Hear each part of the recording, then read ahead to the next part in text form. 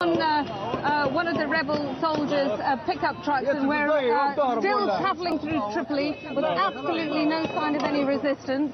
Ahead of me there's the rest of the convoy and the people who've been they've been just everywhere we've gone. People have been pouring out onto the streets in celebration. In fact, most of the time you can't hear yourself think, and I'm only wearing this helmet and the bulletproof vest not because I feel in any danger whatsoever, but because there are so many bullets flying around as they're firing off into the air, these celebratory volleys of shots, and I don't want any of them landing on me, and that's the only reason why I'm wearing it. It feels absolutely safe. The rebel soldiers have simply just driven into the capital, and whatever support Colonel Gassou had, it has appeared to have melted away. Those are all the people, the noise, all the people coming out onto the streets in celebration. Each of these vehicles is surrounded by them. I don't know whether Jim, our cameraman, can somehow, it's very dark, and it's also, when we move the camera, it sometimes breaks up the picture. But you can see there are loads of people coming out in celebration, just wanting to take part in what they believe is the liberation of the capital. We're sort of hampered slightly by technology because it doesn't like moving, and it likes everyone to be very still, but you get a sense of the victory, the victorious feeling that people have in the city tonight. They feel liberated, and people are just, that's water being thrown. They do that in celebration as well, and there are fireworks being lit, guns going off everywhere. It's an absolutely amazing sight. They are truly phenomenal pictures, Alex. We're getting them through pretty clearly at this end. Thank you for that. I know it's been an effort to get that dish up and running. Is there any concern left amongst those rebels at all now about what they might face heading further into the city, or are they supremely confident? Steve, what do you think? Can you hear the sound? That's the sound of people celebrating. It's like November the 5th times 100. They are going nuts with fireworks, with gunfire, singing and dancing. Even women and children are coming out onto the streets. This is going to be the biggest party Tripoli has ever seen. With Jim, the cameraman, will turn off again. I mean, look at these people. Do they seem worried?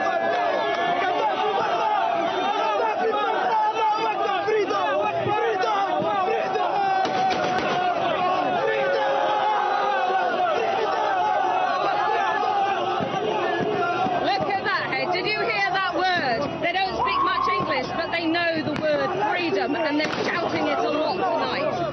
I mean, to be clear, Alex, those people, are they rebels or are they civilians from Tripoli?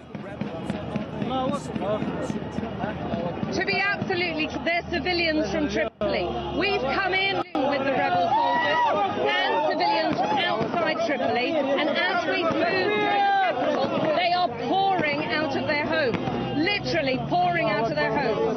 When we first entered, there were so many people trying to get into Tripoli. There was a traffic jam, a gridlock of rebel military vehicles and civilians who come from outside who wanted to give them support in numbers as they entered the capital, because everyone thought there would be this massive firefight. After all, we've been hearing all day from the Gaddafi regime that they would resist, that there would be a bloodbath. Well, there hasn't been. There hasn't been so far, and there doesn't look likely to be one right now. There are hundreds of people coming out of their homes to greet this convoy of rebel soldiers, and they look like they're ready to party.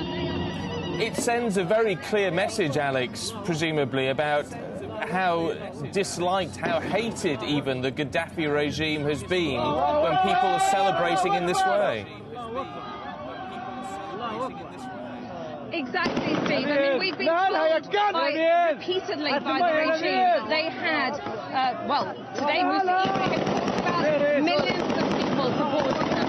Well, that very clearly isn't the case. Let's see if we can try and get up and show you a bit about where we're going.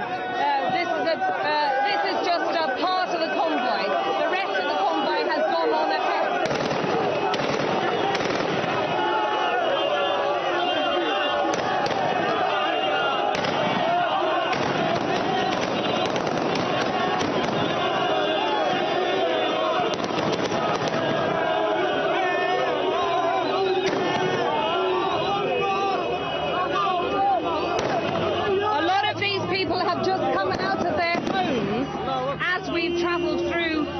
capital. And we know that because they're coming up hugging these guys.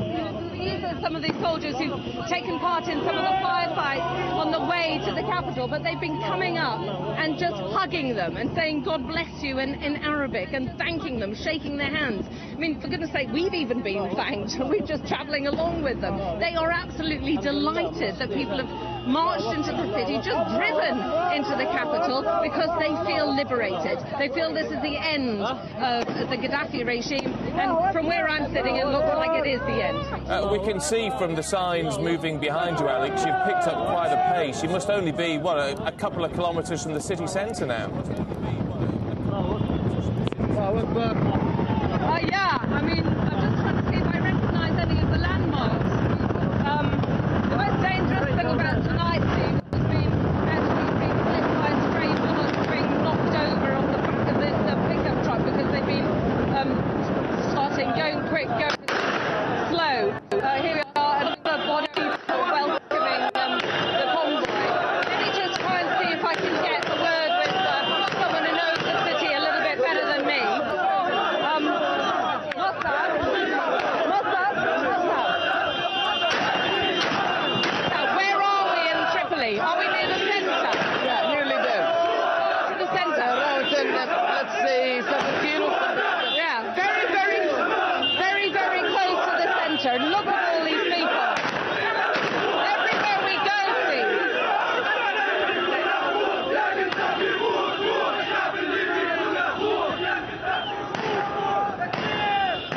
It is... See what I mean? Everywhere we go, and we've travelled...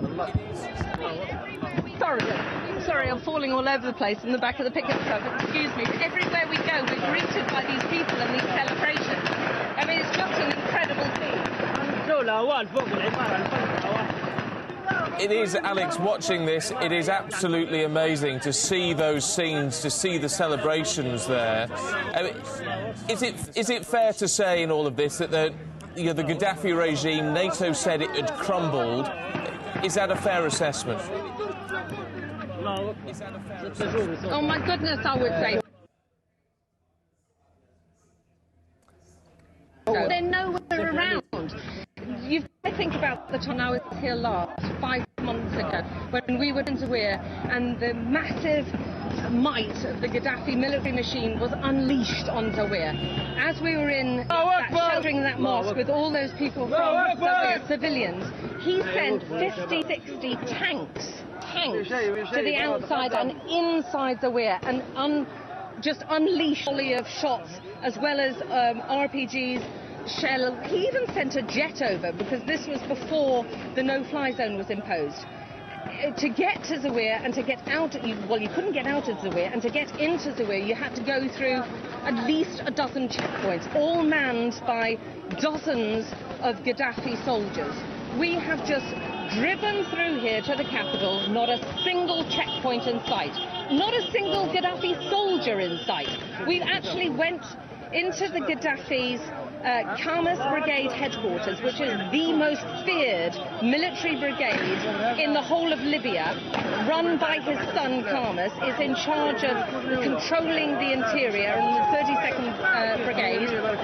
Not a single soldier. It was ransacked and pillaged by rebel soldiers who were taking out flat-screen TVs, office tables, chairs, as well as, crucially, ammunition and any military hardware they could get hold of. But we have not seen a single soldier. And now we're in the heart of Tripoli, and again, not even any sign of resistance from its residents or the civilians. In fact, quite the opposite. They are coming out to welcome these people, not just to welcome them, there's an incredible sense of gratitude, of relief. They're hugging these people. Some of them are crying, they're kissing them, they're shaking their hands, they're saying, God bless you, we are free. I mean, these people feel utterly liberated, and they're acting like people who've been repressed for an awful long time, and now someone has taken the lid off and said, you can do what you want, and they're doing just that. They're getting ready to party, and they're going absolutely wild with delight.